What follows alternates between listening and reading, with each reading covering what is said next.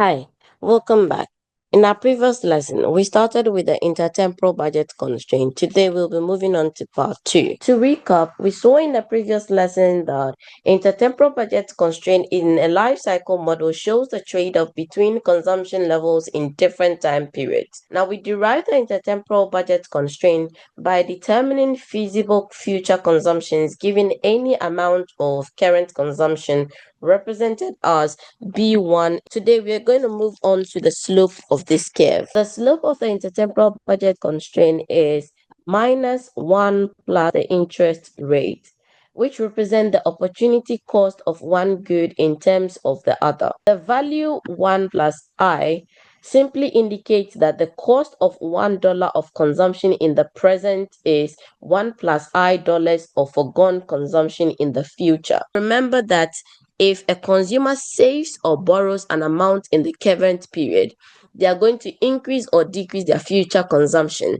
by an amount equal to 1 plus the interest rate multiplied by the savings or the borrowing. This 1 plus I simply tells us the opportunity cost of trading current consumption for future consumption. The negative here represents the negative relationship between the future and the current consumption. If we go back to our consumer named Samuel, who lives 2 periods, where his present period is period 0 and his present income is I0 and consumption is C0, and then his future period is period 1 and his future income is I1. If someone saves his entire present income and consumes 0 amount in his present period, then his future income is going to increase by 1 plus I multiplied by his entire present income. This I0 is the principal that he saves, which is his entire present income, and this bit is going to be the interest that he earns on that savings. This means that if someone has 0 present consumption, his future consumption is going to be represented as this. So this bit here, which is I1, is his future income, and then this bit is the future value of the present income.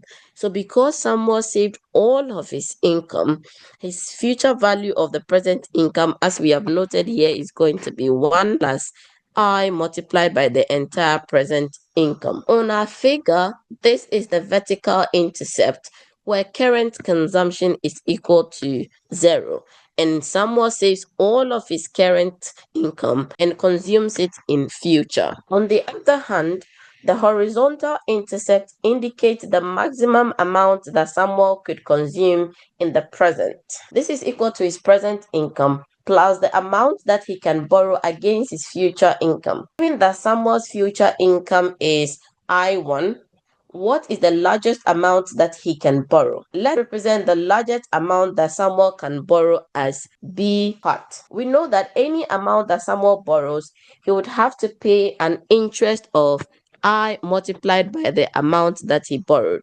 So this can also be rewritten as this. So this is the amount that someone borrows plus the interest accrued on that amount. If someone borrows the largest amount possible, which we have said is B hat, then he would have to pay back 1 plus I multiplied by B hat. Hence, this amount has to be exactly equal to someone's future income because he cannot borrow more than his future income. This can be written as someone's future income, which is I1, being equal to 1 plus I multiplied by the highest amount that someone can borrow.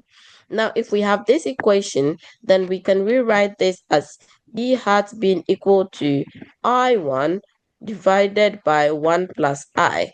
So what this function is representing is the largest amount that someone can borrow given his future income and the interest rate. If someone decides to borrow money against his future income and consume all in his current period, the maximum amount that he can consume in the current period is going to be the income he gets in the current period plus the maximum amount that he can borrow, which is represented by this function here. If we come back to our figure, This is the horizontal intercept where future consumption is equal to 0. Because the horizontal intercept shows the maximum level of present consumption that can be obtained, given the present and the future income, it is often referred to as the present value of its endowment. So this is all that we have on our lesson on intertemporal budget constraint. Our next lesson will be on intertemporal indifference map. If you enjoyed today's lesson, consider subscribing. Thank you.